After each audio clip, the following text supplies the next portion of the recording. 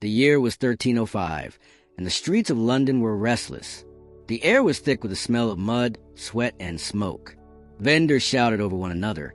Horses clattered against the cobblestones. In the heart of the city, where history and cruelty so often met, an eerie tension began to rise, because word spread like wildfire.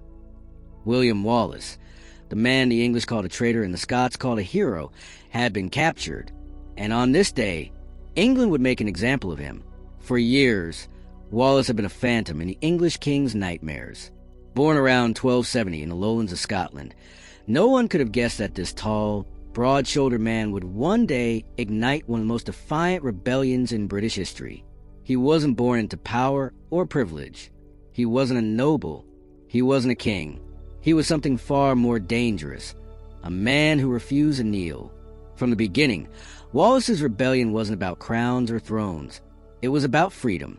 Scotland had suffered under English rule for decades, its people taxed, humiliated, and treated as lesser beings under King Edward I, the ruthless monarch known as Longshanks. Longshanks wasn't just a ruler. He was a conqueror. He saw Scotland as nothing more than a piece of land to crush under his heel. But Wallace was a thorn that refused to be pulled out. When his wife, Marion Braveheart, was allegedly killed by English soldiers, something inside Wallace snapped. He gathered men from the hills and villages, farmers, blacksmiths, shepherds, and turned them into a rebel army. His battle cry wasn't hatred or greed. It was simple: Scotland is free. And impossible happened. In 1297, at the Battle of Stirling Bridge, Wallace's ragtag army faced a massive English force, better trained, better armed, better equipped. But Wallace knew the land, and he knew how to use it. The English tried to cross the narrow bridge, and Wallace struck like a wolf. The English line crumbled. Thousands were slaughtered. Scotland, against every odd, had won.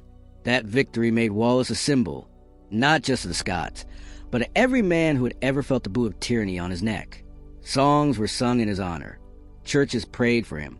Parents whispered his name to their children like a prayer and a promise. And that was exactly why Edward Longshanks vowed to destroy him. For years, the English hunted Wallace. He became a ghost, appearing from the mist to strike English forces and vanish again into the wilderness. But rebellion breeds betrayal. In August 1305, one of his own, Sir John de Menteith, a Scottish noble who sided with England, betrayed him.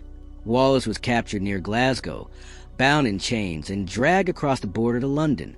His trial was nothing more than theater, a cruel performance to humiliate him before the eyes of England. On August 23, 1305, in Westminster Hall, the great court of King Edward, Wallace stood before his accusers. They charged him with treason, murder, and rebellion.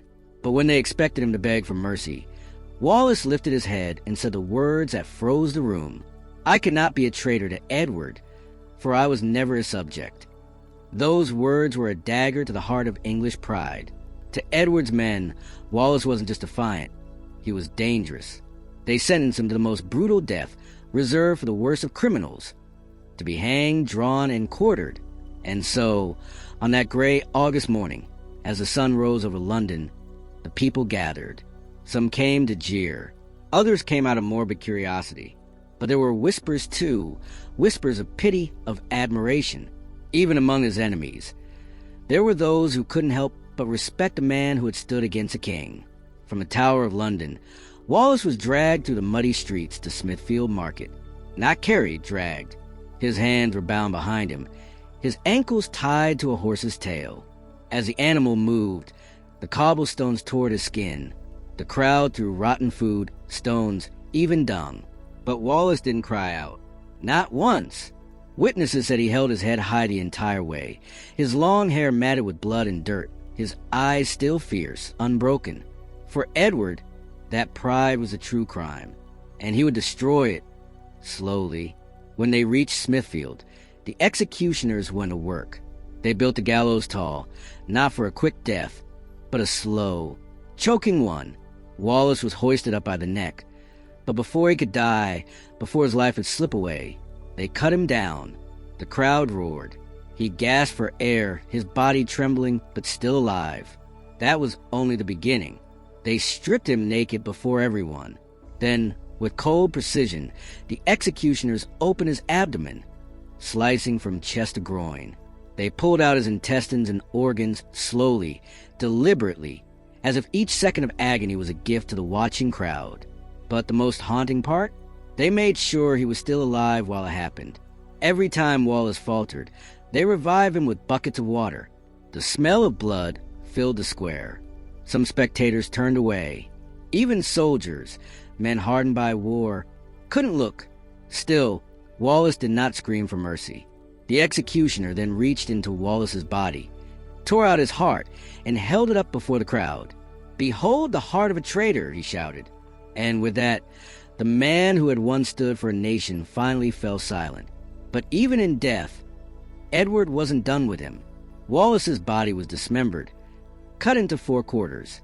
His head was dipped in tar and set upon a pike on London Bridge, a warning to all who might dream of rebellion. His arms and legs were sent to Newcastle, Stirling, Berwick, and Perth, the corners of his homeland, so his people would see what became of those who defied England. But something strange happened. Instead of fear, rage began to spread across Scotland. Farmers, soldiers, priests, they whispered his name again, not as a warning, but as a promise. Wallace's death didn't kill the dream of freedom. It lit the fire brighter. Years later, when Robert the Bruce finally defeated the English and reclaimed Scotland's independence, he did so in the name of the same man who refused to bow, the same man who died screaming defiance without a sound. William Wallace's body may have been destroyed, but his spirit, his unbreakable will, became the soul of a nation, and that, perhaps, was the true punishment for Edward. Because even centuries later, Wallace's story lives on, not as a tragedy, but as a legend, a reminder that some men's deaths echo louder than any king's decree.